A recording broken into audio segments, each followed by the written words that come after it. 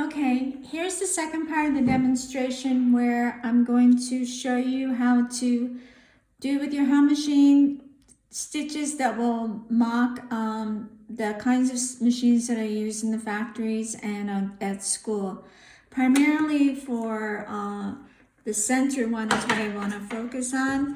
I use the Schmetz stretch twin needle double stretch. I advise the 4.0/75 for the needle width. This is very good for necklines, leg openings.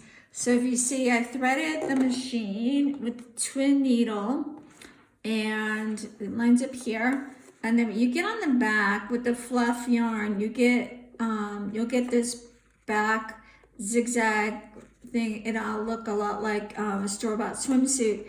And with that fluff yarn, it's gonna hold and not break. If you use poly yarn on your bobbin, it's gonna crack and break when you put it on, especially with elastic. So here I just sampled a couple of the kind of typical home sewing stitches. This one here is the 3-step zigzag on the Singer machine, which is that one here. And then the second stitch over is this one, and this is the regular zigzag, but with the twin needles, you have 2 rows equidistant.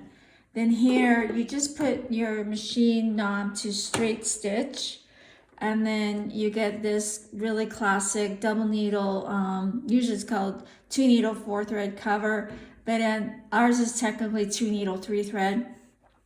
Now here is a decorative stitch, but I think it had a cool application for swimwear, and that would be this one, which shows the top and how the under looks in blue.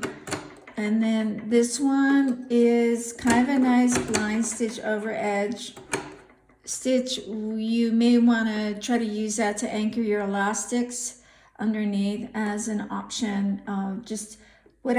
Purpose of this whole section is for you to be confident that you're going to be able to get a professional look of a swimsuit with your home machine, and also just to get very acclimated to sewing with these high performance stretch fabrics and adding elastic rubber into the armhole and the neckline and the leg opening, which you'll have to do on every single swimsuit. And oftentimes I put them in the straps on the inside so that the straps are stronger, especially if it's a very thin strap and it's going to be sold in the size bra cup C and above for extra support. So here I'm going to go ahead and take these out, and I've cut another 5-inch piece with a 4.5-inch piece of elastic. I'm going to stretch this in, and I'm also going to be doing the decorative top stitching on top of that.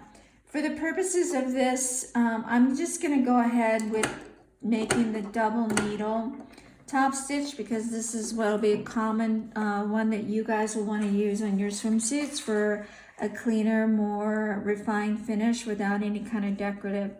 So I have pinned this, and I've got to pin it in the middle too, so it doesn't slip out.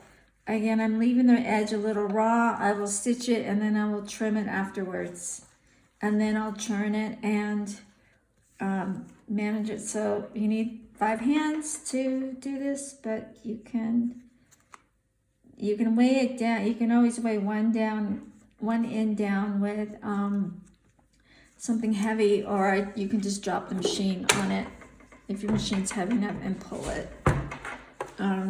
I don't have any pattern weights, but those are also great for this.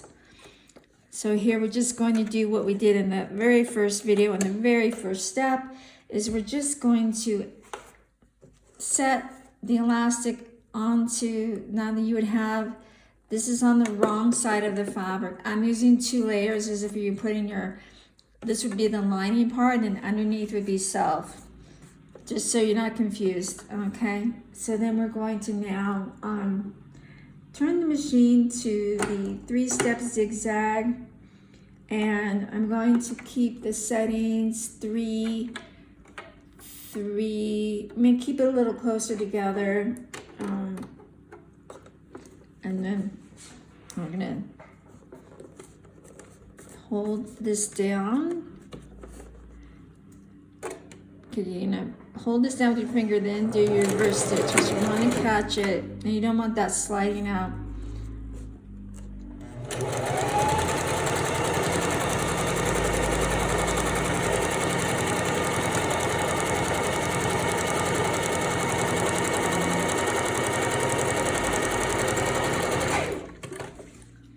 Okay, so with the twin here, I didn't want to stop the video and put it with just a single needle and then put the needle back in. So I've anchored the elastic to its to the base. Again, this is your lining, this is your face. You're going to trim the excess.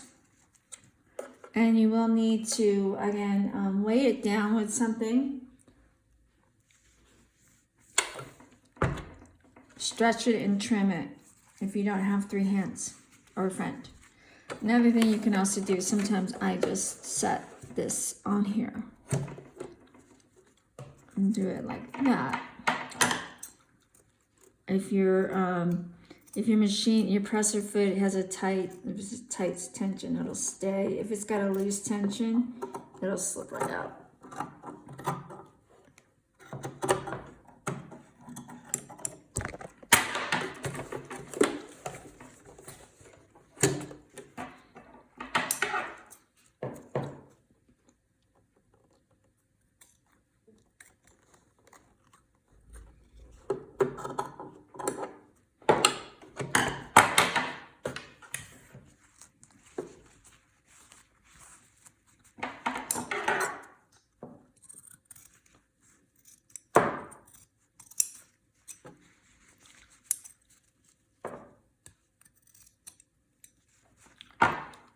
Okay, so now that it's clean, when you do that image, again, it's not going to show. This is going to be the inside of her leg opening, and this will be the top. So we're going to anchor with 1 pin at the top, a 1/2 inch in.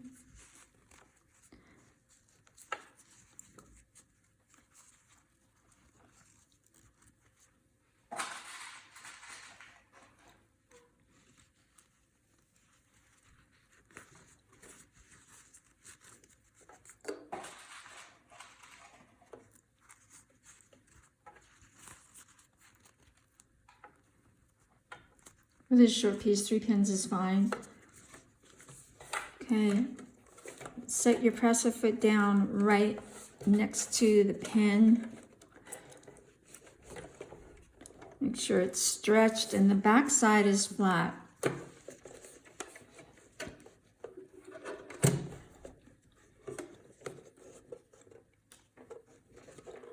Okay, now here, you want a really pretty finish. Make sure that your sewing foot is right here along the edge. You can just see the shadow hit the edge of your fabric.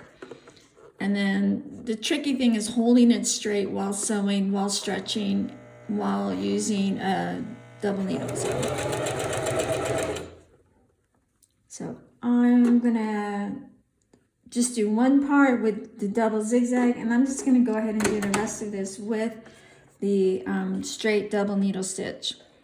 Again, I'm going to make sure that this shadow is right on top of it, and it's not going to waver in from the edge, so that you have a nice, straight, professional looking.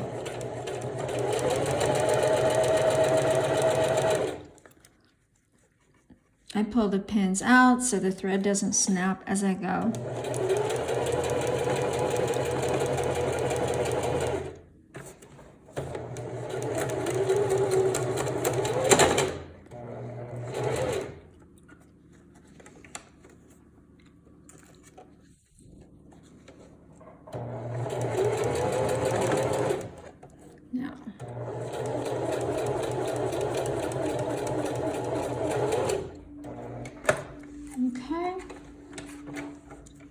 thread tension got a little funky, and I got bobbin cluster, so that's not good. I will do this over again because when the bobbin catches on the inner side, I'll start over. Never good sound that time.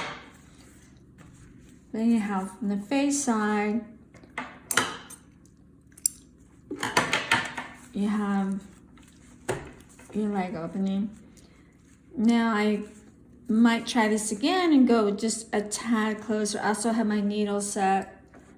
I'm gonna move my needle position over here, and then it's gonna come a little closer to the edge because I'm not crazy about the width of this. So we'll have to take this out and start all over again.